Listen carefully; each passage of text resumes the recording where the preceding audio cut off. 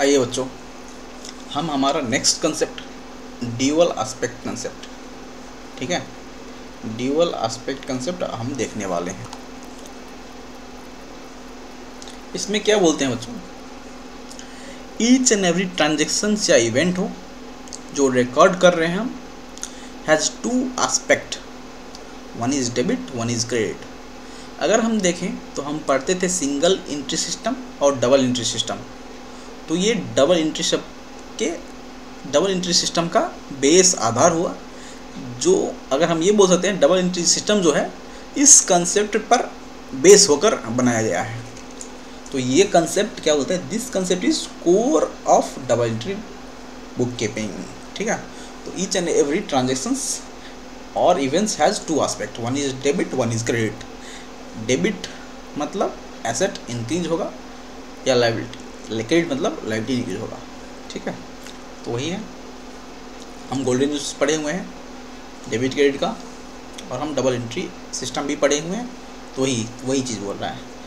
ये सब एग्जांपल दिया गया है कि कैसे each and every transaction has to effect. Either कोई ट्रांजेक्शन हो तो क्या होता है, वन लेग में एसेट इंक्रीज हो, दूसरा लेग में एसेट डिक्रीज हो सकता है। ये भी हो सकता है कि एसेट इंक्रीज हो और लायबिलिटीज़ भी इंक्रीज हो, डबल लेग। तीसरा क्या हो सकता है, लायबिलिटीज़ इंक्रीज हो और लायबिलिटी डिक्रीज हो। तो वही सब different kind of permutation and combinations यहाँ पे दिया गया है, आप एक बार देख लीजिए। ये एग्जांपल है बच्चों, आप लोगों का ये होमवर्क रहा, आप घर पे देख लीजिए। अगर ना समझ में आए तो हमें ड्रॉप कर दीजिए कमेंट, हम आपको सेपरेट वीडियो बनाकर हम यूट्यूब पे अपलोड कर देंगे थ्रू प्लेलिस्ट। हम ये सब एग्जांपल्स क्यों नहीं ले रहे हैं, क्योंकि ये सिंपल कॉन्सेप्ट पर बेसिस है, आप खुद पढ़ेंगे तो अंडरस्टैंड कर लेंगे। हम अपना वीडियोज़ को ज़्यादा लंबा नहीं बनाना चाहता, इसीलिए हम इससे नहीं कवर कर रहे हैं, कि हमारा फोकस रहे कि हम कंसेप्ट बेस पर पढ़ें और concept each and everything clarify हो। जहाँ पे क्या एग्जांपल्स नेसेसरी होगा, जहाँ पे एग्जांपल्स नेसेसरी होगा वो हम खुद ले लेंगे, ठीक है बच्चों। तो ये भी यहाँ पे जो इलस्ट्रेशन है, तो आपका होमवर्क हो गया, आप घर पे देख लीजिएगा। आइए बच्चों, हमारा नेक्स्ट कंसेप्ट क्या है, कंजर्वेटिज्म। कंजर्वेटिज्म कंसेप्ट में अगर हम देखें तो इससे कंजर्वेटिव कंसेप्ट भी बोलते हैं। इस कंसेप्ट में क्या बोलते हैं बच्चों, अगर हमारा कोई भी इनकम आने वाला है या फ्यूचर का गेन है आने वाला है, होने वाला है, जिससे हमारा एसेट का वैल्यू इंक्रीज होने वाला हो, एसेट बढ़ने वाला हो, तो जो उस गेन को हम रिकॉर्ड नहीं करेंगे, ऐसे करके ये कंसेप्ट बोलते हैं। एट द सेम टाइम अगर हमारा फ्यूचर में कोई एक्सपेंस या लॉस आने वाला है, तो बीइंग कंजर्वेटिव उस प्रोबेबल और फ्यूचर लॉस को, एक्सपेंस को अकाउंट करने के लिए बोलते हैं। यही है हमारा कंजर्वेटिव कंसेप्ट को, हमें क्या होना है, कंजर्वेटिव होके सोचना है। हमें गेन को रिकॉर्ड नहीं करना है, एसेट को इंक्रीज नहीं करना है, बट लायबिलिटी को रिकॉर्ड करना है, एक्सपेंस या लॉसेस को, हमें प्रोबेबल लॉसेस को रिकॉर्ड करना है। यही हमें कंजर्वेटिव कंसेप्ट बोलते हैं, ठीक है। Conservative states that the accountant should not anticipate any future income, however they should provide for all possible losses. Accountant should not anticipate any future income. Future income हमें anticipate नहीं करना है, record नहीं करना है, however should provide for all the possible losses, जो भी possible losses होगा फ्यूचर हम उसे प्रोवाइड करेंगे, रिकॉर्ड करेंगे, ठीक है, वही बोल रहा है।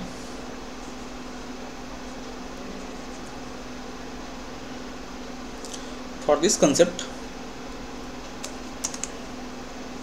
There should be at least 3 qualitative characteristics of financial statement, namely prudence, neutrality, faithful representation of alternative values। अगर हम देखें तो हम कब अपने फिनेंशियल स्टेटमेंट को कंजर्वेटिव हमें फॉलो किया है कि नहीं फॉलो किया है, कैसे करके बता सकते हैं।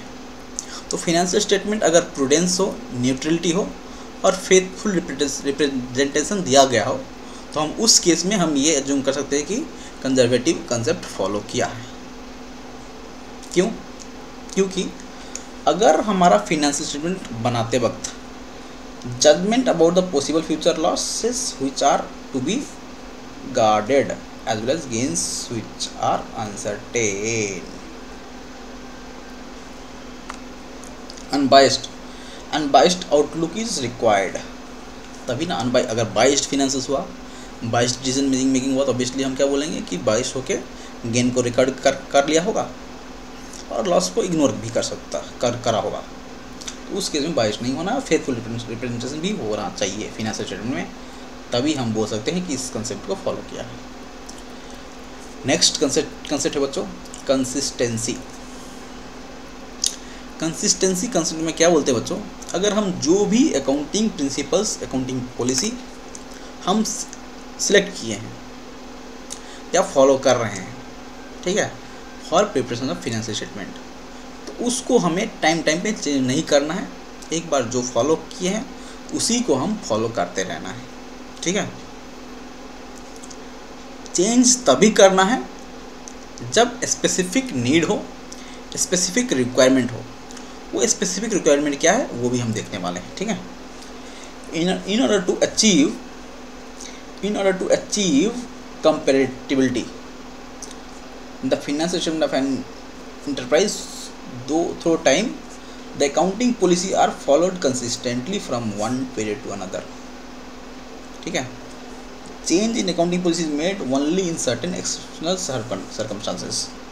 तो क्या बोलते हैं, फिनेंशियल स्टेटमेंट जो प्रिपेयर करते हैं टू अचीव कंपेरेटिबिलिटी, अगर एक पीरियड का फिनेंशियल स्टेटमेंट दूसरे पीरियड से कंपेयर करना चाहे तो कब कंपेयर कर सकते हैं, जब हम अकाउंटिंग पॉलिसीज सेलेक्ट किए हैं वो फॉलोड कंसिस्टेंटली। अगर इस ईयर में एक अकाउंटिंग पॉलिसी सेलेक्ट कर रहे हैं और नेक्स्ट ईयर में दूसरा अकाउंटिंग पॉलिसी सेलेक्ट कर रहे हैं, उस केस में हम इस साल का फिनेंशियल प्रीवियस ईयर से हम कंपेयर नहीं कर पाएंगे, यही बोल रहे हैं। और वही बोल रहे हैं कि अकाउंटिंग पॉलिसी वही केस में हम only special cases, that is certain exceptional cases, circumstances में ही हम चेंज करेंगे। कब? An enterprise should change its accounting policy in the following circumstances only: to bring the books of accounts in accordance with the issued accounting standard। तो accounting standard से comply करने के लिए books of accounts जो हमारा financial statement हो उसे bring करना है, कैसे? अकाउंटिंग स्टैंडर्ड के तहत। तो हम ये बोल सकते हैं अकाउंटिंग स्टैंडर्ड को अप्लाई करने के लिए अगर हमें चेंज करना पड़ रहा है हमारा अकाउंटिंग पॉलिसीज, देन उस केस में करेंगे, नहीं तो नहीं करेंगे, ठीक है। नेक्स्ट क्या बोलते हैं कि to comply with the provisions of law, comply with provisions of law. तो ये बोल सकते हैं अगर हमें लॉ को कंप्लाई करने के लिए हमें हमारा अकाउंटिंग पॉलिसी को चेंज करना पड़ रहा है तो हम अकाउंटिंग पॉलिसी को चेंज करेंगे एक साल से दूसरा साल में। ऐसे विदाउट दैट नहीं चेंज करने वाले हैं, हम सेम फॉलो करेंगे, वही बोल। Under the change circumstances it failed that new method will reflect a true and fair picture in the financial statement. अगर हम चेंज कर रहे हैं फाइनेंस को, अकाउंटिंग पॉलिसी को, तो वो चेंज्ड होने के बाद, ठीक है, फिनेंशियल स्टेटमेंट हमारा ट्रू एंड फेयर पिक्चर दिखाए, हमारा financial statement true and fair picture reflect करें, तो उस केस में ही हमें हमारा अकाउंटिंग पॉलिसी चेंज करना है, नहीं तो हम सेम फॉलो करेंगे, चेंज नहीं करना है। तो 3 स्पेसिफिक कंडीशंस क्या हो गया, स्पेसिफिक सर्कमस्टांसेस क्या हो गया जिसमें हम अकाउंटिंग पॉलिसी चेंज कर सकते हैं। पहला, to comply with accounting standard, ठीक है। दूसरा, to comply with provisions of law. तीसरा, to present the financial statement in true and fair view. ठीक है। उसके बाद एक कंसेप्ट है बच्चों मैटेरियलिटी कंसेप्ट। ठीक है। मैटेरियलिटी कंसेप्ट में क्या बोलते हैं बच्चों, अगर कोई भी ट्रांजैक्शंस या इवेंट हो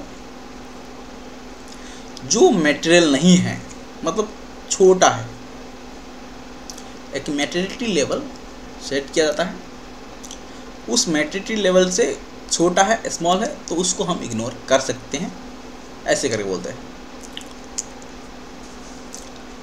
मैटेरियलिटी principle permits other concept to be ignored. ये बोलता है दूसरे कंसेप्ट, सारे कंसेप्ट को इग्नोर कर दीजिए अगर मेरे को फॉलो कर रहे हो तो। अगर मेरे को फॉलो कर रहे हो तो दूसरे कंसेप्ट को इग्नोर किया जा सकता है। If the effect is not considered material, अगर इफेक्ट मटेरियल नहीं हो, वही बोल रहा है the principle is an exception to full disclosure principle. हमारे पास फुल डिस्क्लोजर प्रिंसिपल हमें पढ़ने को मिलेगा, जिसमें क्या बोलते हैं फिनेंशियल स्टेटमेंट में ईच एंड एवरी डिस्क्लोजर हमें डिस्क्लोज करना है, फुल डिस्क्लोजर, डिटेल डिस्क्लोजर। तो इस कंसेप्ट में क्या बोलता है, अगर कोई डिस्क्लोजर मटेरियल नहीं है तो हम उससे नहीं डिस्क्लोज करेंगे। तो अगर ये देखें मैटेरियलिटी कंसेप्ट, ये एक्सेप्शन हो गया फुल डिस्क्लोजर से। दोनों का थोड़ा पंगास बोल सकते हैं कि हाँ, दोनों कंसेप्ट अलाइन नहीं हो रहा। ठीक है, यही है बच्चों। अभी हम पढ़ने वाले बच्चों फंडामेंटल अकाउंटिंग एजम्पशंस। हमारा फंडामेंटल अकाउंटिंग एजम्पशंस क्या है? फंडामेंटल अकाउंटिंग एजम्पशंस 3 हैं। पहला गोइंग कंसर्न, दूसरा कंसिस्टेंसी एंड एक्रूवल। जो भी हम कंसेप्ट पढ़े हैं अभी, टोटल कितने कंसेप्ट पढ़े हैं? हम टोटल 12 कंसेप्ट पढ़े हैं, 11 या 12 पढ़े होंगे, 12 पढ़े होंगे। तो उस 12 में से ये 3 जो कंसेप्ट हैं, going concern, consistency and accrual, तो ये हमारा फंडामेंटल अकाउंटिंग एजम्पशंस है। ठीक है, जो हम पढ़ चुके हैं ईच एंड एवरीथिंग। आइए नेक्स्ट चीज़ हम क्या पढ़ते हैं, नेक्स्ट चीज़ पढ़ते हैं हम financial statement, qualitative characteristics of financial statement. Financial statement को क्वालिटेटिव होने के लिए क्या कैरेक्टरिस्टिक्स होना है?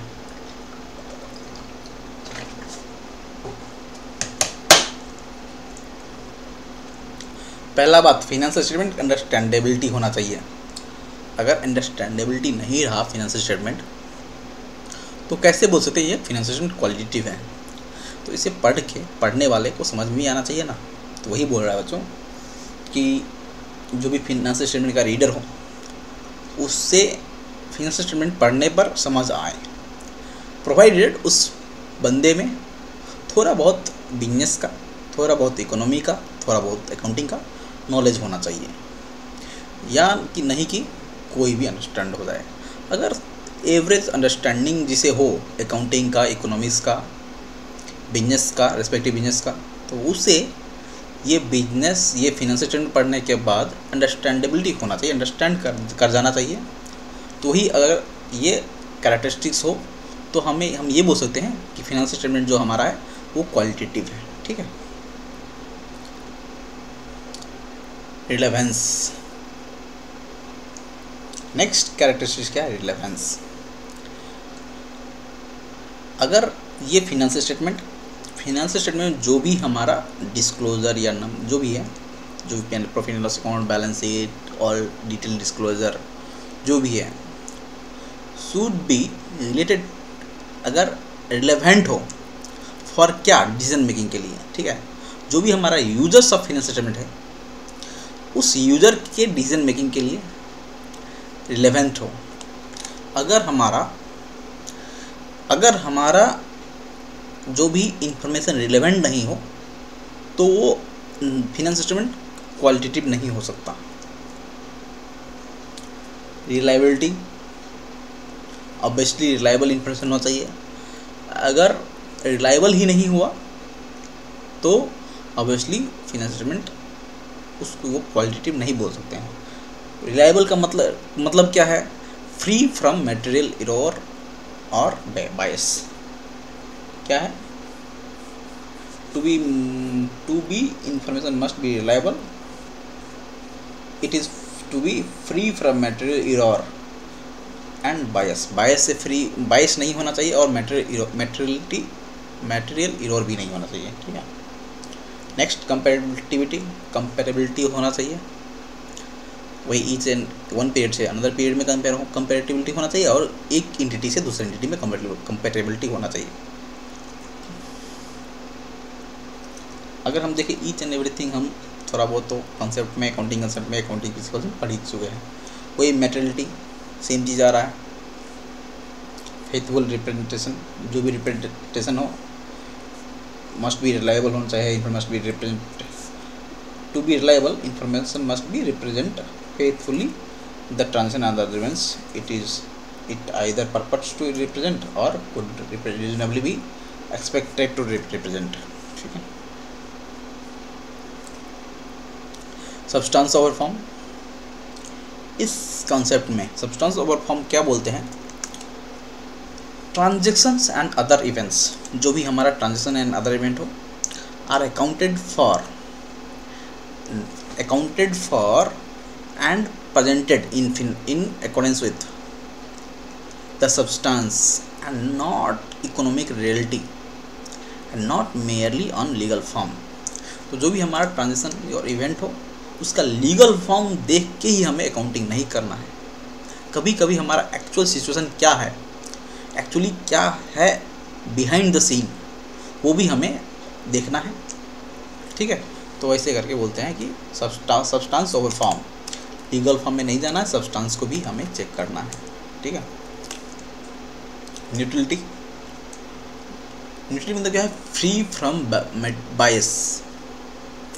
Financial statement should not be biased. अगर बायस हो तो ऑब्वियसली क्वालिटेटिव नहीं है, तो इस should be financial should be unbiased, वही बोल रहा है। तो आइए बच्चों, हमारा नेक्स्ट है qualitative characteristics of financial prudence. तो प्रूडेंस कंसेप्ट में क्या होता है बच्चों? अगर कोई भी स्पेसिफिक केस हो जहाँ पे हमें अनसर्टेनिटी हो, कंडीशंस दिखाई दे कि अनसर्टेन इवेंट्स या कुछ होने वाला है, उस केस में हमें क्या होता है कि एस्टिमेट बनाना पड़ता है, एस्टिमेट्स बनाना पड़ता है। For example provision for bad debt हो भी सकता है फ्यूचर में, ना भी हो सकता है। उससे मेजर करने के लिए हमें एस्टिमेट करना पड़ता है provision for bad debt amount का। उस केस में जो हमें करते वक्त वेरियस डिसीजन लेना पड़ता है, जजमेंट देखना पड़ता है बेस्ड ऑन पास्ट एक्सपीरियंस। तो उस जजमेंट लेते वक्त, डिसीजन लेते वक्त हमें डिग्री ऑफ कॉशन मेंटेन करना है। ठीक है। ऐसा ना हो कि हम किसी चीज़ को इग्नोरेंट हो जाए, तो वही कॉशन मेंटेन करना है, वही हमें प्रूडेंट कंसेप्ट में बोलता है। ठीक है बच्चों। अभी देखते हैं next qualitative characteristics, full and fair disclosure and adequate disclosure. तो ऑब्वियसली हमें फुल डिस्क्लोजर देना है, एडिक्वेट डिस्क्लोजर देना है। जो भी इंफॉर्मेशन नीड ऑफ हमारा डिसीजन मेकर है, जो भी हमारा फिनेंशियल स्टेटमेंट का यूज़र है, उसे जो भी रिक्वायरमेंट है, जो भी पढ़ने वक्त उसे जो रिक्वायर्ड है इंफॉर्मेशन है, वो सारे के सारे एडुकेट डिस्क्लोजर हमें फिनेंशियल स्टेटमेंट में देना है। और वो सारे डिस्क्लोजर फेयर होना है, फुल होना है। और लास्ट इज़ कंप्लीटनेस।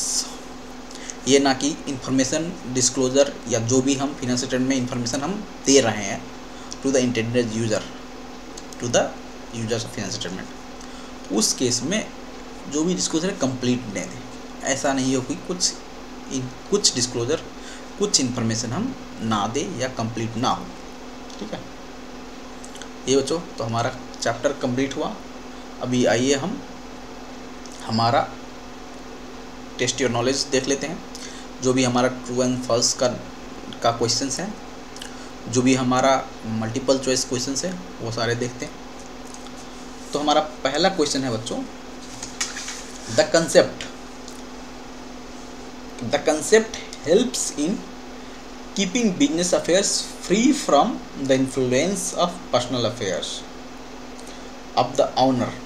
ठीक है, तो क्वेश्चन नंबर 1 बच्चों, the concept helps in keeping business affairs free from influence of the personal affairs of the owner is known as matching concept। True और फॉल्स बच्चों? फॉल्स। क्यों? अगर पर्सनल अफेयर्स अलग रखना है और बिजनेस का अफेयर्स अलग रखना है, हमें कौन सा कंसेप्ट बताता है? Entity concept. ठीक है बच्चों, मैचिंग कंसेप्ट में क्या बोलता था कि अगर कोई भी रेवेन्यू रिकॉग्नाइज हुआ हो इस पीरियड में, अगर फाइनेंशियल स्टेटमेंट में रिफ्लेक्ट किया हो, तो उस रेवेन्यू अर्न के लिए, उस रेवेन्यू अर्न करने के लिए जो भी हमारा एक्सपेंस हमें है, उस एक्सपेंस को भी हमें रिकॉर्ड करना है, सारे को लेकर चलना है। ठीक है बच्चों, तो हमारा ये हो गया फॉल्स। हमें ट्रू, उसका रीजनिंग क्या देना है? मैचिंग कंसेप्ट को एक्सप्लेन कर देना है, एंटिटी कंसेप्ट को एक्सप्लेन कर देना है। Question number 2. Entity concept means that the enterprise is liable to the owner for the capital investment made by the owner. Entity concept means that the enterprise is liable to the owner for capital investment made by the owners. Yes, true. Entity concept में ही हम देखते थे ना कि हमारा जो भी capital investment है वो हमें लायबिलिटी है, कब? किसका? बिजनेस का लायबिलिटी है और एसेट, ऑनर का एसेट हो गया वो। Question number 3, accrual means recognition as money is received or paid and not of revenue and cost are as they are earned or incurred. Question है बच्चों, अक्रूअल कंसेप्ट में हम ट्रांजेक्शन को तभी रिकॉर्ड करते हैं जब हमारा पैसे का इनफ्लो एंड आउटफ्लो हो, ना कि जब अकाउंट मतलब वो एक्सपेंस अकर हो या रेवेन्यू अर्न हो। तो बच्चों ये फॉल्स। क्यों? क्योंकि अक्रूअल कंसेप्ट में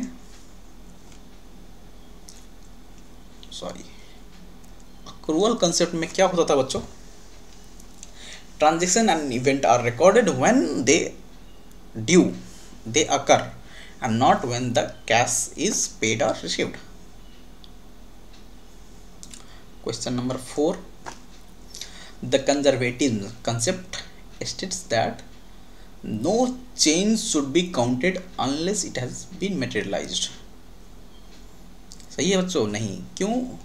क्योंकि मटेरियल कंसेप्ट रियलाइजेशन कंसेप्ट में बोलते थे कि change in value should be recognised only when materialised. तो ये भी हमारा फॉल्स हो गया। हमें कंजर्वेटिव कंसेप्ट को भी एक्सप्लेन कर देना है और रियलाइजेशन कंसेप्ट को भी एक्सप्लेन कर देना है। Question number 5, the concept of consistency. ठीक है, the concept of consistency implies non flexibility as not to allow the introduction of improved method of accounting। ये हमें नॉन फ्लेक्सिबल होने के लिए बोलता है? नहीं। तो ये हमारा फॉल्स है। ठीक है, क्यों? कंसिस्टेंसी में क्या बोलता है? हम जो भी अकाउंटिंग प्रिंसिपल्स या पॉलिसीज फॉलो कर रहे हैं वो हम एक पीरियड से दूसरे पीरियड में हम उसे चेंज नहीं करेंगे। इसका मतलब ये नहीं कि हमें ये नॉन फ्लेक्सिबिलिटी का बेनिफिट और लॉस देता है। ठीक है, क्यों? क्योंकि हम चेंज कर सकते हैं कुछ केसेस में, स्पेसिफिक केसेस जब अकाउंटिंग स्टैंडर्ड से कंप्लाई करना हो, लॉ से कंप्लाई करना हो और true and fair view finance को रिप्रेजेंट करना हो तो हमें एक्सप्लेन कर देना है हमारा वो कंसेप्ट जो हमारा कंसिस्टेंसी का था। Question number 6, the materiality depends only upon the amount of the item and not upon the size of the business, nature and level of information, the level of the person making the decisions, etc. तो इसमें question क्या है बच्चों, materiality concept जो है तो amount पे ही focus करता है, वो depends on only on amount but not on entity, nature and level of information और पर्सन। ऐसा है बच्चों, फॉल्स। क्यों? क्योंकि अगर कुछ अमाउंट, जो अमाउंट एक बंदे के लिए मटेरियल नहीं हो सकता है, दूसरे बंदे के लिए, दूसरे बिजनेस के लिए मटेरियल हो सकता है। फॉर एग्जांपल, अगर बिजनेस ए है जिसका टर्नओवर 1 करोड़ है, ठीक है, तो उसके लिए 1 लाख बड़ा अमाउंट नहीं हो सकता है, बिकॉज दैट इज़ 1%। अगर दूसरी एंटिटी है जिसका टर्नओवर 5 लाख है, उसके लिए 1 लाख मटेरियल हो सकता है। क्यों? बिकॉज उसका 20% ऑफ द रेवेन्यू है। तो वो उस केस में क्या है, ये फॉल्स है। तो वही है, मटेरियलिटी अमाउंट, मटेरियलिटी लेवल फ़र्क हो सकता है, ये अमाउंट भी फ़र्क हो सकता है from one person to another, from one business to other, also from the one person to other being the decision maker. अगर डिसीजन मेकर अगर मैं हूँ तो मेरा अलग मटेरियलिटी लेवल होगा, अगर कोई और है तो उसके लिए अलग मटेरियलिटी लेवल रहेगा। ठीक है। Question number 7, accrual basis of accounting is the method of recording transactions by which revenue and cost and asset and liabilities are reflected in the accounts in the period in which actual receipt and actual payment are made.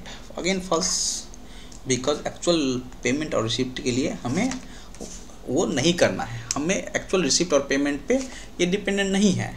ये क्या है कि जब due हो, जब expense हो, तभी हमारा वो है, क्या बोलते हैं, हमें अकाउंट करना है। ये फॉल्स है।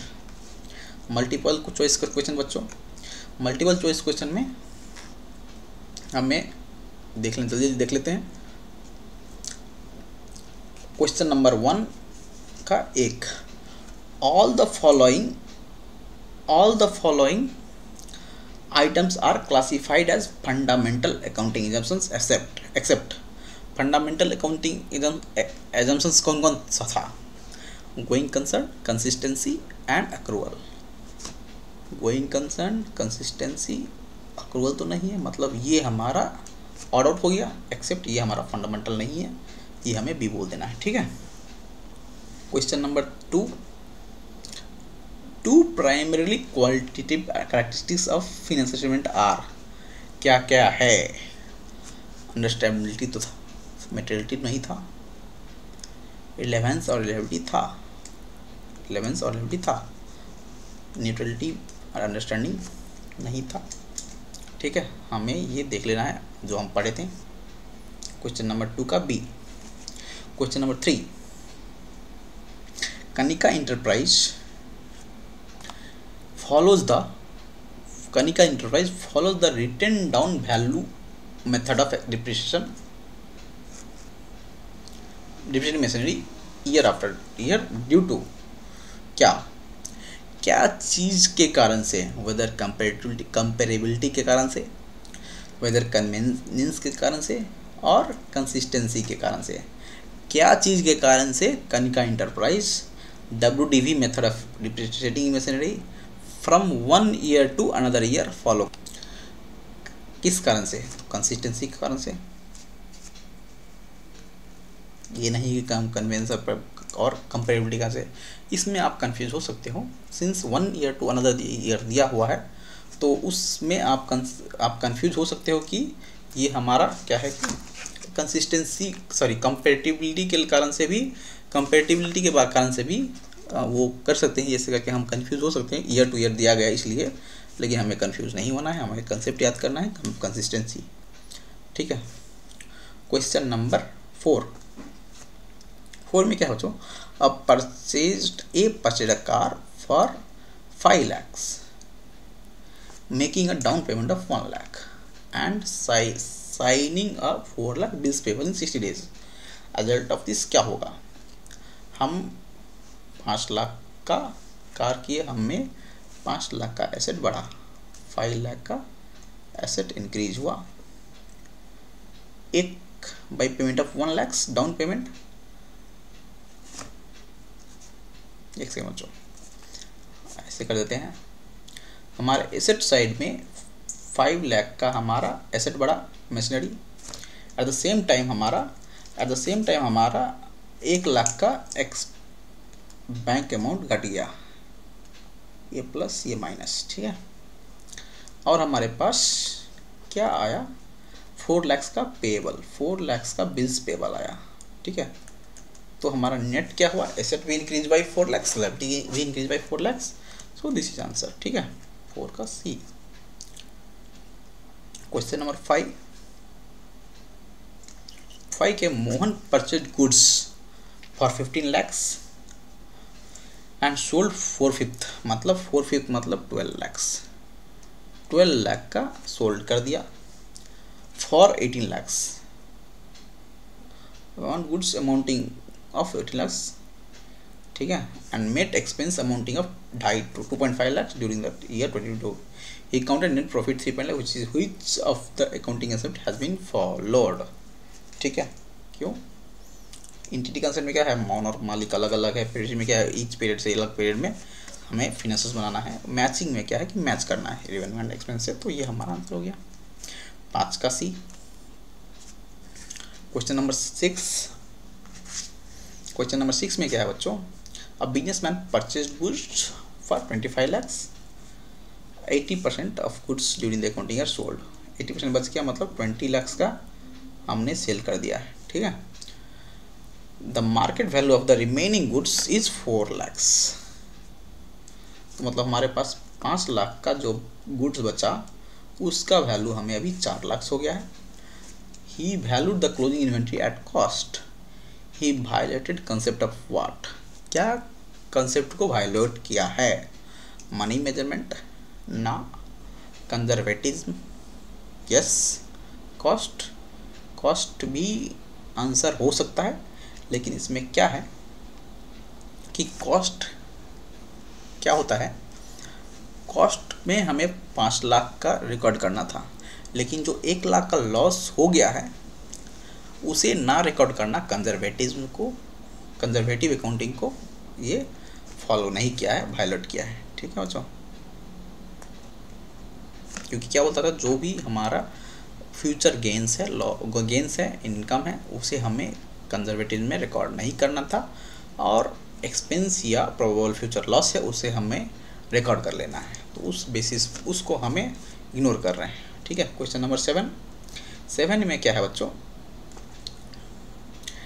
Capital brought in by the proprietor, capital brought in by the proprietor is क्या होगा, increase in asset, increase in liability, yes हो सकता है, increase in liability and decrease in asset, increase in liability decrease in asset नहीं होगा, ये उल्टा हो गया, increase in asset and decrease in liability ये भी उल्टा हो गया, तो ये नहीं, आंसर ये है, ठीक है।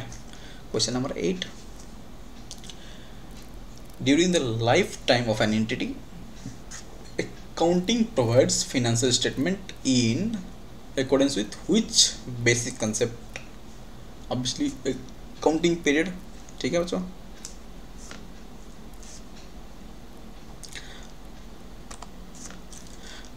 Question number, concept that a business enterprise will not be liquidated in the near future is known as going concern, no doubt. Question number 2 में क्या है, assets are held in the business for the, हम asset held कर रहे business में क्यों, for resale नहीं, conversion into cash और अर्निंग रेवेन्यू, कैश जनरेट करने के लिए, टू अर्न द रेवेन्यू, इसके लिए हम एसेट हम होल्ड करते हैं, ना कि हमें जब भी मौका मिले कैश में बदल दे, नॉट, ठीक है। क्वेश्चन नंबर 2 में बच्चों क्या है, revenue from sale of products is generally realised in the period in which, revenue from sale of products is generally realized in the period in which cash is collected, sale is made, products are manufactured. Obviously when sale is made, जब cell होना है तभी हमें record करना है, ना ही कि cash पर रिकॉर्ड करना है, और ना ही कि हमें प्रोडक्ट मैन्युफैक्चर्ड और कैश इज कलेक्टेड, कैश पे बेसिस नहीं होना है, प्रोडक्ट मैचिंग नहीं, जब सेल हुआ तब रिकॉर्ड करेंगे, ठीक है। क्वेश्चन नंबर 3 बच्चों क्या है, concept of conservatism when applied to the balance sheet results in understatement of asset, overstatement of asset, overstatement नहीं होगा क्योंकि एसेट हम बढ़ाते नहीं हैं, हमें प्रोबेबल लॉसेस कवर करना है, ओवर स्टेटमेंट मतलब कैपिटल ये भी नहीं है, तो ये हो जाएगा, ठीक है। क्वेश्चन नंबर 4 में क्या है बच्चों, decrease in the amount of trade payable results in, अगर हमारा ट्रेड पेबल घटा तो क्या होगा, इंक्रीज इन एसेट कैश नहीं होगा, डिक्रीज इन बैंक ओवरड्राफ्ट ये भी नहीं होगा, डिक्रीज इन एसेट यस ये हो सकता है क्योंकि हमारा डबल एस्पेक्ट में लायबिलिटी भी घट रहा है, उसके बाद एसेट भी घटेगा, ठीक है। Question number 5, the determination of expenses for an accounting period, determination of expenses from an accounting period is based on the principle of, determination of expenses for an accounting period is based on the principle of what, objectivity, materiality और matching. Objectivity तो नहीं होगा, materiality में क्या होता है, material तो यही है, सी में मैचिंग कंसेप्ट में, ठीक है। क्वेश्चन नंबर 5 मतलब C. Question number 6, economic life and enterprise is split into periodic interval to measure its performance is as per periodicity, ठीक है।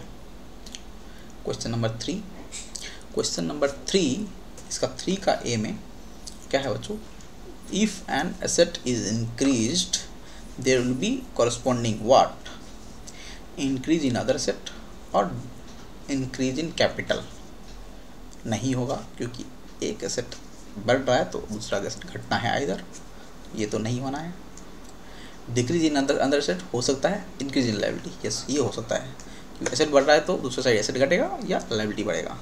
डिक्रीज इन स्पेसिफिक लायबिलिटी और decrease in capital, decrease in capital ये नहीं हो सकता है बच्चों, तो हमारा ये आंसर हो गया बच्चों, ये आंसर हो गया, ये भी थर्ड भी नहीं हो सकता।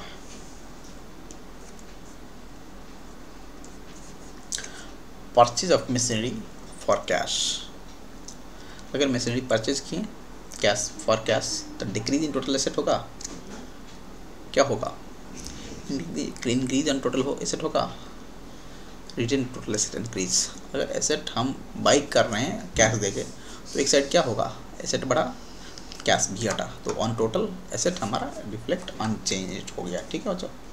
ऐसा नहीं कि हमारा एसेट चेंज हो गया, बढ़ गया, घट गया, ऐसा नहीं होगा। अभी consider the following data pertaining to Alpha Limited, ये डाटा देख लीजिए। Cost of machinery purchased on 1 April 2021 इज 10 lakhs, installation charge 1 lakh, market value as on 31st March 2022 is 12 lakhs. While finalizing the annual accounts, if the company values the machinery at 12 lakh, which of the following concept is violated? अगर देखें तो हम 10 lakhs का machinery purchase किए थे, 1 lakh installation charge, तो जो भी इंस्टॉलेशन चार्ज इनिशियल एसेट जो भी बाई करते हैं तब हम जो भी खर्च करते हैं at the time of by, तो वो सब हम एसेट में कैपिटलाइज कर देते हैं, ठीक है। तो उस केस में हमारा एसेट का कॉस्ट कितना हो गया, 11 lakhs। अभी क्या है, ईयर एंड में उसका एसेट का वैल्यू क्या हो गया, 1 लाख बढ़ के 1 लाख बढ़ के इसका 12 lakhs हो गया है। तो इस केस में क्या है, अगर हम अपने एसेट को 12 lakhs पे दिखाते हैं फिनेंसेस में, तो उसमें क्या है, कौन सा कंसेप्ट वायलेट हुआ है, कॉस्ट कंसेप्ट ये हो सकता है, मैचिंग कंसेप्ट नहीं, मैचिंग में क्या है एसेट इनकम और एक्सपेंस को मैच करना, एक्रूअल में क्या है जब वो ड्यू हो, ये भी नहीं होगा। तो यही है आंसर, कॉस्ट कंसेप्ट के में को वायलेट कर रहा है। थ्योरेटिकल क्वेश्चन है बच्चों, right short on fundamental accounting assumptions, वही 3 है, गोइंग कंसर्न, कंसिस्टेंसी, एक्रूअल, ये हमें एक्सप्लेन करना है। पेरियोडिसिटी कंसेप्ट में क्या बोलते हैं बच्चों, एक period to each one period to another period bifurcate करना है, ईच एंड एवरी पीरियड में हमें फिनेंसेस बनाना है। हमारा ईयर 1 साल का होगा, 1 अप्रैल से 31 मार्च, लाइफ लॉन्ग हमारा बिजनेस के एंड में हम रिजल्ट नहीं देखेंगे, ये सब हमें बताना है। अकाउंटिंग कन्वेंशंस जो भी हम शुरू में पढ़े थे, डिफिनेशंस, वो हमें बताना है। मनी मेजरमेंट कंसेप्ट और मैचिंग कंसेप्ट को हमें बताना है, तो हमें डिस्टिंग्विश दे देना है कि मैचिंग मनी मेजरमेंट कंसेप्ट क्या है, कि जो भी ट्रांजेक्शन्स मनी में मेजर्ड हो उसी को हम रिकॉर्ड करते हैं बुक्स में। और मैचिंग में क्या है, जो भी हमारा रिकॉर्ड करते हैं हम इनकम अकाउंट करते हैं, उसके रिलेटेड जो भी एक्सपेंस है वो भी हम उसी पीरियड में अकाउंट करेंगे। ऐसे करके डिफरेंस हमें बताना है। गोइंग कंसेप्ट वही गोइंग कंसेप्ट में क्या है कि हमारा एंटिटी का लाइफ लॉन्ग इंडिफिनिट लाइफ है। हमारा इंटेंशन भी नहीं है क्लोज डाउन करने का बिजनेस, ना ही मेजर बिजनेस का ऑपरेशंस क्लोज करने का। तो बताना है कॉस्ट कंसेप्ट में क्या बताना है कि हम जो भी एसेट बाई करते हैं वो उसको रिकॉर्ड करते हैं कॉस्ट पे, ठीक है। अगर कोई भी वैल्यूज इंक्रीज हो डिक्रीज हो उसे हमें नहीं करना है, क्यों? क्योंकि हम कॉस्ट में ही हम अकाउंट करेंगे। दूसरा बात क्या लिखना है हमें, कॉस्ट कंसेप्ट क्या चीज़ को इग्नोर करते हैं, वही इन्फ्लेशन को इग्नोर करते हैं। जो 3 पॉइंट थे वो हमें लिखना है। इन्फ्लेशन को इग्नोर कर दिया एक बात। दूसरा बात क्या था, कंपेरेबिलिटी को इग्नोर कर रहा है, ऐसे जो भी था वो देखना है। Explain that qualitative characteristics of finances, जो भी हम 6, 7, 8 कुछ पढ़े थे, कैरेक्टरिस्टिक्स, अंडरस्टैंडेबिलिटी, वो सब पूरा लिखना है। यही है बच्चों, आंसर आपको दिया गया है ट्रू फॉल्स, यहाँ पे भी दिया गया है, आपको वही ट्रू फॉल्स लिखना है सारे के सारे। और ये हमारा देना है, रीजनिंग देना है, मल्टीपल का भी दिया है आंसर, आप देख लीजिए बच्चों। थ्योरेटिकल क्वेश्चन का आंसर दिया गया है, वही डिस्ट्रीब्यूशन में वही हमें दोनों कंसेप्ट को एक्सप्लेन करना है, इस कंसेप्ट में भी दोनों को एक्सप्लेन करना है, ठीक है बच्चों। थैंक यू बच्चों, चलिए आज के लिए इतना ही। आज हम अपना यूनिट 2 जो भी हमारा अकाउंटिंग कंसेप्ट, प्रिंसिपल और कन्वेंशंस थे वो सारे कवर कर लिए। कल बच्चों, कल हम क्या करेंगे, कल हम अपना यूनिट 3